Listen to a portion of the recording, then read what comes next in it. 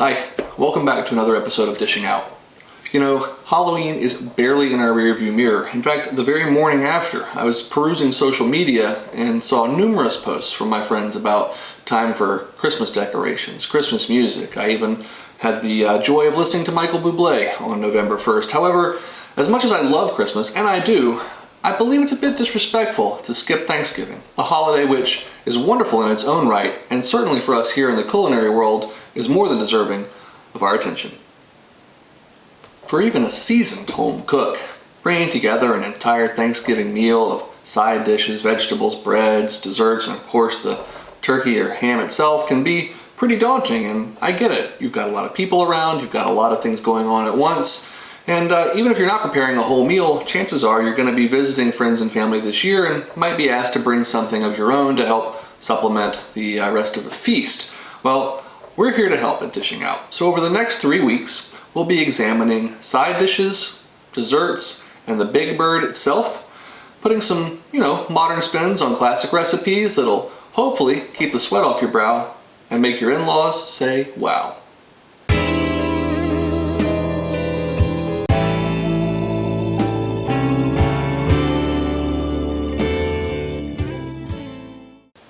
Now, if it's been many years since your stint in primary school, you may take to a story about 90 natives and 53 pilgrims attending a feast with one another, and think that it's maybe the product of historians putting a rosy-eyed spin on history for, kids who don't need to know about all the horrors that happened, during the colonization period.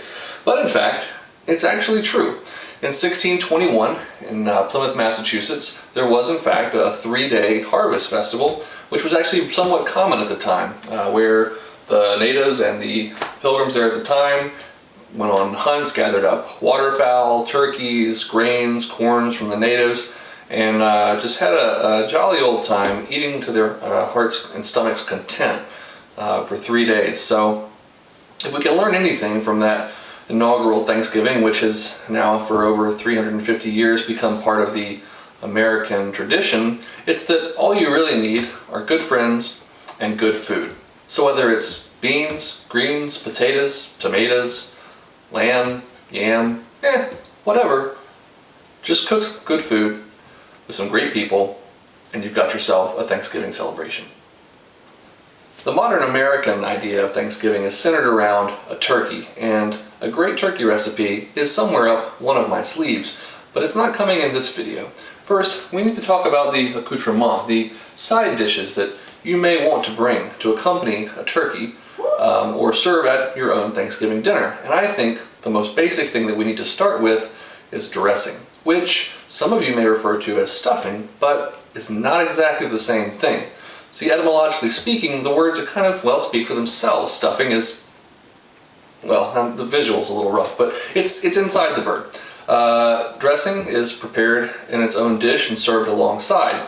For a host of reasons, mostly the fact that I don't really want to shove my hand into the carcass of a dead turkey, I don't really like stuffing. I just prefer dressing, so that's what we're going to make. For me, a great dressing recipe starts with cornbread.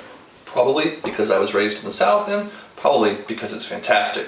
I do like to mix a little bit of other types of bread in there and some different seasonings, but a basic cornbread is the base. Now, you can definitely buy this at the store, but really you gotta be careful because a lot of cornbread recipes or store-bought cornbreads or even box mixes incorporate a lot of sugar. And while I love sweet things, we're not going for a sweet dressing. So I would recommend making your own like I did last night. Here's how. In a large mixing bowl, you're going to take 2 cups of yellow self-rising cornmeal. If you don't have self-rising, you're going to want to add a teaspoon of baking powder and a half teaspoon of baking soda for leavening purposes. To that, we're going to add a pinch of salt for flavor. Then we're going to crack in 1 whole egg. To this mixture, we're going to add 1/4 cup of a neutral oil, such as vegetable oil or canola oil. And lastly comes the dairy, in this case 1¼ cups of milk. Whole milk preferably, but any milk will work. You're then going to use a whisk, break that egg up, and combine all the ingredients together until it's a smooth and loose batter. Should look like that.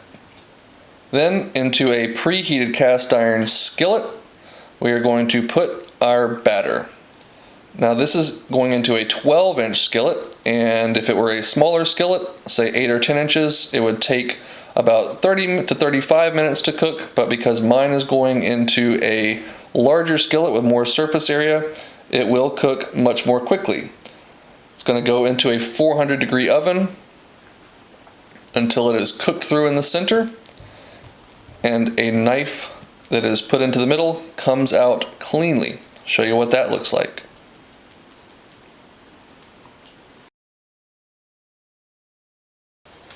For the other bread component of our dressing, I have a store-bought Italian loaf. French would be fine too. I'm just going to take about half of it, and I'm going to tear it up into medium to small size pieces.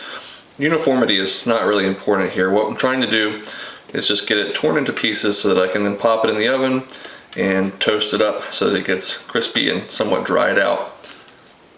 This bread that I tore up here is just going to go into the oven. No oil, no butter, no spray, just into a 350-degree oven until it's dried out and crispy. I'll let you know how long mine takes.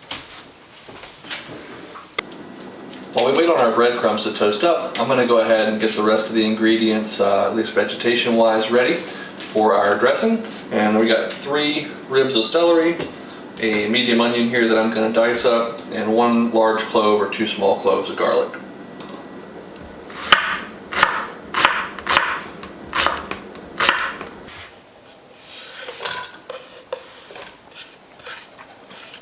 Just going to get this into a pan with a little bit of butter. Got 2 tablespoons there.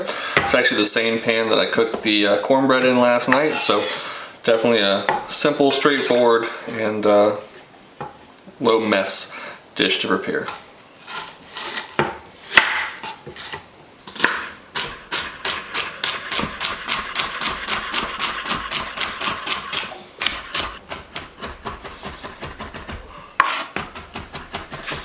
So I have our onion, celery, and garlic here in our 12-inch cast iron skillet with the 2 tablespoons of butter. I'm going to season this up with some salt and pepper, get it over onto medium-low heat.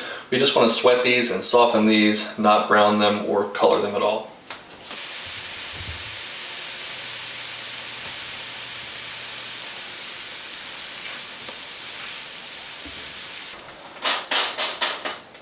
Alright, so it's been about 15 minutes, and as you can hear and see, our bread is nice and crispy, basically just little hand-torn croutons there. These are perfect and ready to go. Alright, it's time to assemble our dressing. In the largest bowl that I have, and I suggest the largest bowl you have, I have our cornbread, and I'm just going to get this crumbled up.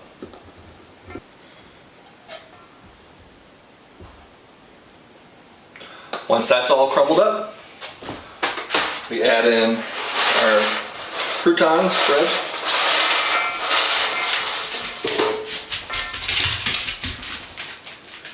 Sounds good, huh? And we're going to need to put in our vegetation, the sauteed or sweated garlic, celery, and onions.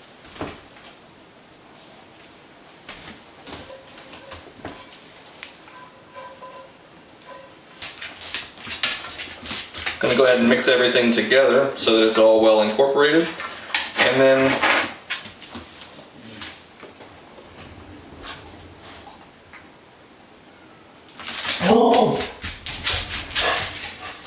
we're going to go ahead and mix in our spices. So I'm going in with about a half a teaspoon of dried marjoram,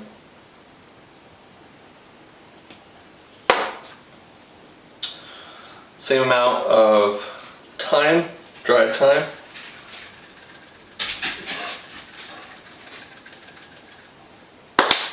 and finally some rubbed sage.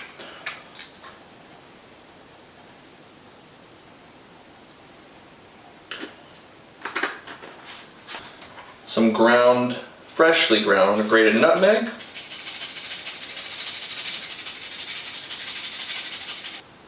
now, other than a final seasoning, our final 2 ingredients are going to be some chicken stock or broth and 2 eggs. For the eggs, I like to beat them into a separate bowl and go ahead and get them scrambled, or beaten I should say, before they go in. It's easier to incorporate them that way.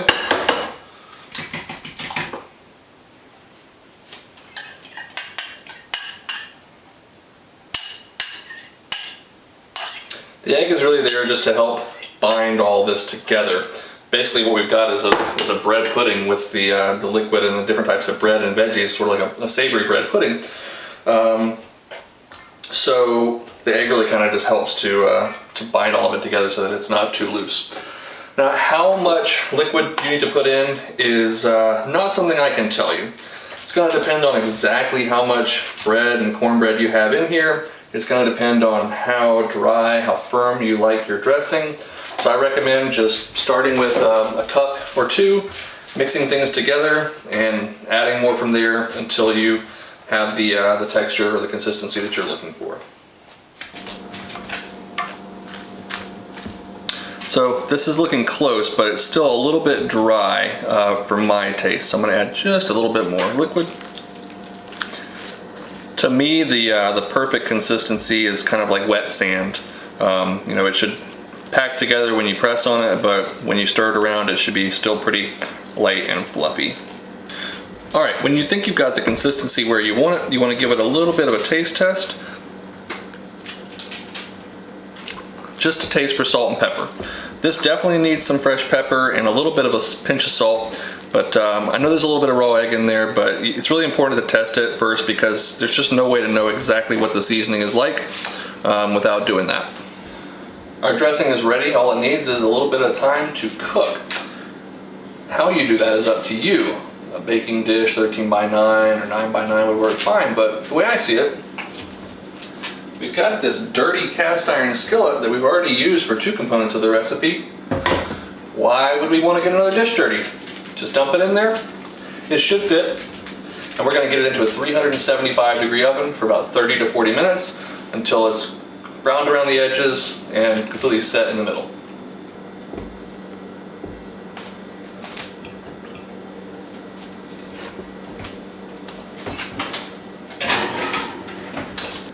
So, what's so great about this recipe? And quite frankly, if it's something you've had at your parents', grandparents', brothers, in-laws, whatever's Thanksgiving before, why would I share it with you? Well, there's a few reasons. First of all, it tastes great, and that's the #1 criteria for anything that I share with you. Second of all, it's simple, comes together quickly, and can be made in advance so you don't have to worry about it on the big day if you happen to be hosting folks. It's also very forgiving. Add a little extra liquid if you need to. Add a little extra cornbread or bread. Don't like celery? Leave it out. If you like a little bit more complex flavor profile, yeah, maybe sizzle up some sausage, add some raisins, some dried cranberries. It's really a blank canvas, and for all those reasons, I highly recommend making it this year and many more to come at your Thanksgiving festivities. One of the more interesting dichotomies in the modern food scene is the trend both for people to want things that they know where they came from, this sort of farm-to-table concept, but also the desire for convenience and quick and easy. And while these two things aren't necessarily anathema, they don't often walk hand in hand. Meal delivery kits, things like that, are trying to bridge the gap, but ultimately, convenience and quality often aren't good bedfellows. I can't think of a better example of this clash between convenience and quality than the iconic green bean casserole. Yes, you know it. You may or may not love it. You've seen it at potlucks, certainly at Thanksgiving spreads, and many people turn their nose at it. It was created in the 50s by the Campbell Soup Company, so it's no surprise that they used their own product, a can of cream of mushroom soup, along with most often canned green beans. But it's 2019 and we don't have to keep doing it that way just because we always have. Now, I'm not the first person to come up with a new take on this, and I'm not going to say that it's entirely an original idea, although I do add a few of my own unique ingredients. But all I'm saying is, if you've turned your nose at the thought of a casserole made with canned soup and condensed things, a lifetime supply of sodium, give this a try. Just because the name of the recipe is the same doesn't mean that you'll feel the same amount of shame when you're done eating it. There are 3 key components to our homemade green bean casserole. First, fresh green beans. I don't trust the texture of the frozen ones myself. Sometimes they're a little bit freezer burned, but I definitely don't recommend canned. If you have to use frozen in a pinch, I'll look away, but if you use the canned stuff, we're done.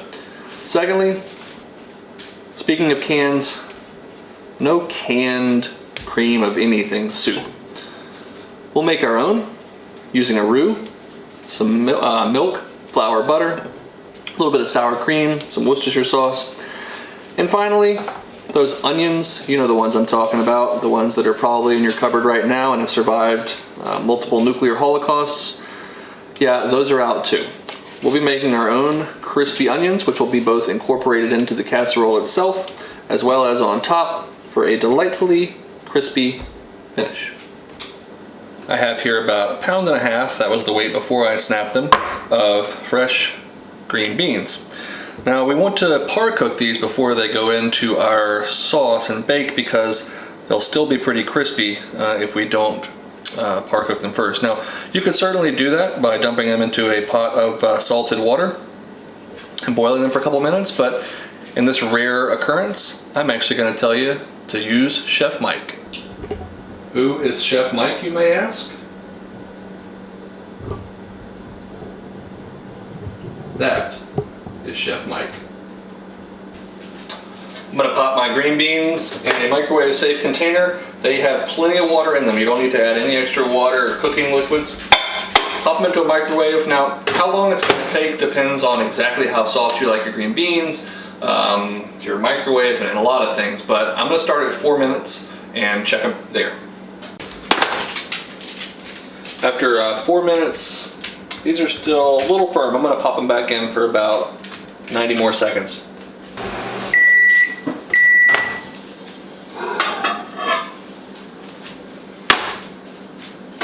Alright, those are perfect. Again, we don't want them cooked all the way, we just want them starting to get a little bit tender. So let's set those aside and let's contemplate our crispy onion topping.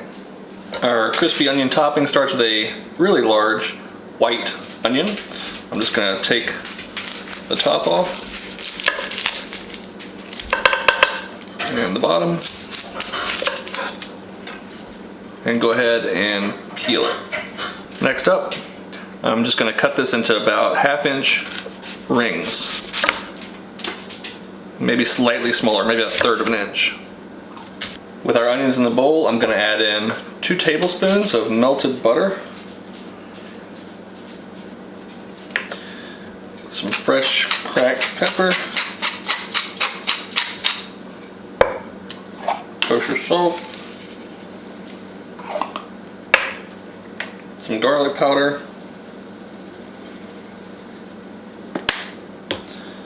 and for a little smokiness, some sweet smoked paprika. On top of all that, I'm going to shake in about 1/4 cup of flour, or just slightly less, and an equal amount of yellow cornmeal. Now we're just going to get in there and toss everything to combine.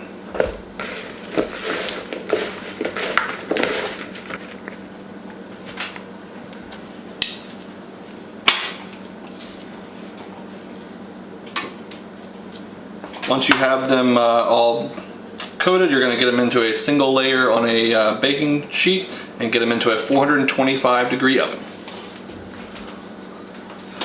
While our onions are baking away, we can turn to the heart of the green bean casserole itself, that being the creamy mushroom sauce. So I've got a medium-sized straight-sided skillet here. I'm going to go in there with about 1 tablespoon or so of olive oil, and I have 8 button mushrooms that I just washed, stemmed, and sliced up relatively thin. You could use cremini, really any kind of mushroom here would be just fine.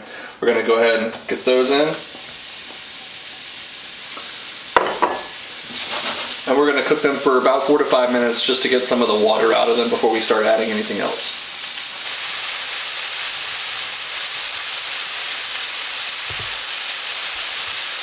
Alright, our mushrooms are about 75 to 80% of the way where we want them. I'm going to go ahead and add in 1 shallot that's been minced.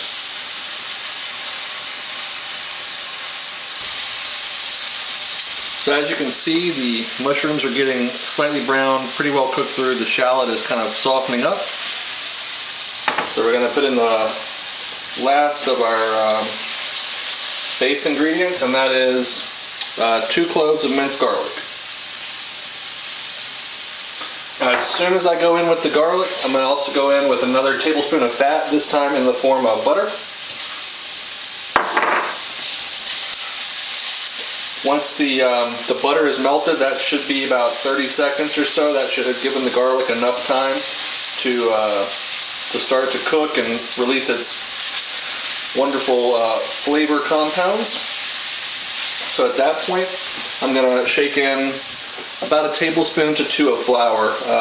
Again, we're making a roux, so we want to add in equal parts of fat and flour. We had a tablespoon of olive oil, about a tablespoon of butter, so about 2 tablespoons of flour should be enough. I'm going to go ahead and move this around in the pan so that all of the flour is coated and soaks up all that fat. Now if you see you're starting to get a little fond, some brown stuff on the bottom of the pan, don't panic, that's totally fine. We're about to get all that stuff off in just a few seconds. So I'm going to turn my heat down to medium and switch to a whisk. Go ahead and go in with 1.5 cups of whole milk and begin scraping immediately. That was just 1 cup, I've still got to add a little more.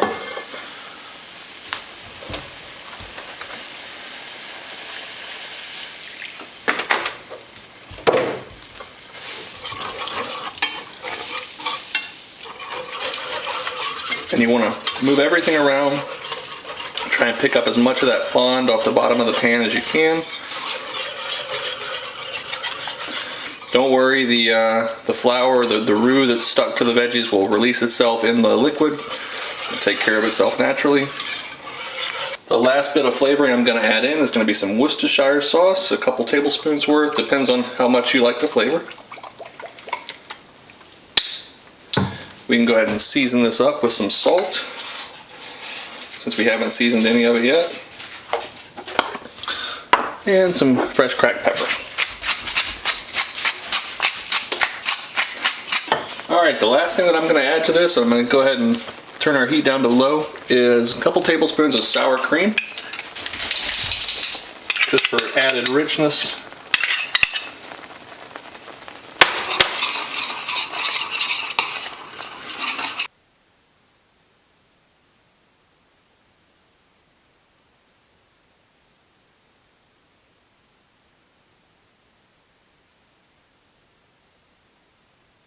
So I've evacuated our crispy fried onions from the oven. I'm going to go ahead and turn the oven down back to 375.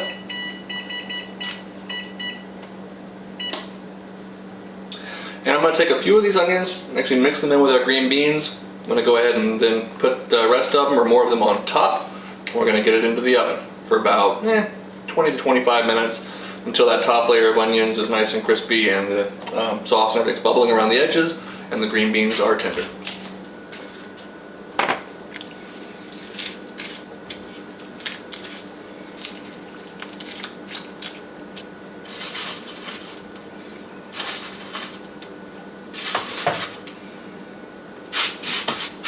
Just a couple quick things of note here. These onions, while having some crispy bite to them, are not going to be crispy through and through like the French fried ones from the can. So if you don't want any kind of chew or any kind of a real onion mouthfeel, then you know what? Honestly, just use the stuff out of the can. I'll look the other way, but I really recommend trying this at least once. Also, the green beans are not going to be mushy, soggy like they may be what you would expect in a traditional green bean casserole, but if you like a softer green bean, then just cook it a little bit longer in the microwave until they're a little bit more tender. That way you won't have to overcook it in the oven. Well, no matter what your responsibilities are on this Thanksgiving, whether you're responsible for preparing or bringing side dishes such as these, or just lucky enough to eat them, I hope that you'll give one of these recipes a try. Both of them can be prepared in advance, and in fact the flavor of the dressing particularly gets better after 24 hours. So make it ahead, stash it in the fridge, and then just bake it off the day of the event. Thanks so much for watching. I hope you'll come back and check out our next 2 episodes as we take a look at a delicious Thanksgiving turkey, as well as some desserts that you can prepare to wow your friends and family alike. Until that time, go make something delicious.